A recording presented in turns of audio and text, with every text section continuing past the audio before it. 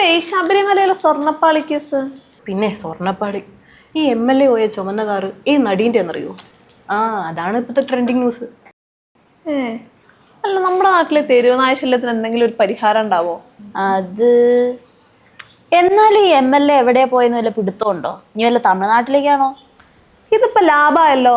അഴിമതി ആരോപണം, കടക്കിണി, വികസന മുരടിപ്പ്, കെടുകാരസ്ഥത, എന്തിനെ കുറിച്ച് ചോദിച്ചാലും ഏതെങ്കിലും ലൈംഗിക ആരോപണ കേസം ഇട്ടുകൊടുക്കുക. അപ്പൊ ഒന്നിനും മറുപടി പറയണ്ടല്ലോ. 9 വർഷങ്ങൾക്ക് മുൻപ് ഒരു സോളാർ കേസ് ഓർമ്മയുണ്ടോ? അന്ന് ഉമ്മൻചാണ്ടിക്കെതിരെ എന്തൊക്കെ ബഹളായിരുന്നു. എല്ലാം കഴിഞ്ഞ അവസാനം ആ മനുഷ്യൻ ശരിക്കും നീതിമാനായിരുന്നു എന്ന് പറഞ്ഞിട്ട് എന്ത് കാര്യം? ഇപ്പൊ പഞ്ചായത്ത് തെരഞ്ഞെടുപ്പ് പ്രഖ്യാപിച്ചപ്പോഴും ഒരു പീഡന കേസ് ഉയർന്നു വന്നിരിക്കുന്നു.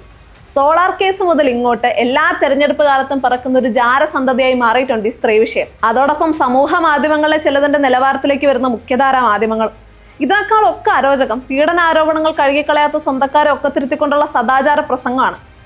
ലൈംഗിക ആരോപണം നേരിട്ട തങ്ങളുടെ MLA-നെ പുറത്താക്കി കഴിഞ്ഞാൽ കോടതി പിന്നെ അയാളെ കുറ്റവിമുക്തനാക്കി കഴിഞ്ഞാൽ MLA സ്ഥാനം അതുപോലെ തിരികെ കൊടുക്കാൻ പറ്റുമോ എന്ന് ചോദിച്ചാൽ CPM ആണ് ഇപ്പോൾ ഒരു സംശയമില്ലാതെ ആരോപണ വിധേയൻ MLA സ്ഥാനം രാജിവെക്കണം എന്ന് പറയുന്നത്. അല്ലെങ്കിലും സ്വന്തം ഒക്കത്തിരിക്കുന്നതിന്റെ ദുർഗന്ധം ഒരിക്കലും LDF-ന് അനുഭവപ്പെടില്ല. ഇനി ചില കോടതി പരാമർശങ്ങൾ കൂടി പറയാതെ വയ്യ. വിവാഹിതരാകാതെ ഒരുമിച്ച് കഴിയുകയും പരസ്പര സമ്മതത്തോടെ ലൈംഗിക ബന്ധത്തിൽ ഏർപ്പെടുകയും ചെയ്തു കഴിയുമ്പം പുരുഷനെതിരെ ബലാത്സംഗ കുറ്റം ആരോപിക്കാൻ കഴിയില്ല എന്ന് സുപ്രീം കോടതി കഴിഞ്ഞ ദിവസം കൂടെ ആവർത്തിച്ചു പറഞ്ഞു. കുറ്റാരോപിതനെ ബന്ധപ്പെട്ട പാർട്ടി പുറത്താക്കി. ഇനി അത് പീഡനമാണോ ഉഭയസമ്മത പ്രകാരമുള്ള ബന്ധമാണോ എന്ന് കോടതി തീരുമാനിക്കട്ടെ. അല്ലാതെ ഗൗരവമാർന്ന തെരഞ്ഞെടുപ്പ് വിഷയങ്ങളിൽ നിന്ന് രക്ഷപ്പെടാൻ വേണ്ടിയിട്ട് ലൈംഗിക ആരോപണ കേസുകൾ ഉപയോഗിക്കരുത്. ഈ സർക്കാർ അധികാരത്തിൽ വന്നപ്പോൾ 1.57 ലക്ഷം കോടിയായിരുന്ന പൊതുക്കടം ഇപ്പൊ 5.5 ലക്ഷം കോടിയായി. അഴിമതി ആരോപണങ്ങൾ നാടും വീടും വിട്ട് ശബരിമല വരെ എത്തി.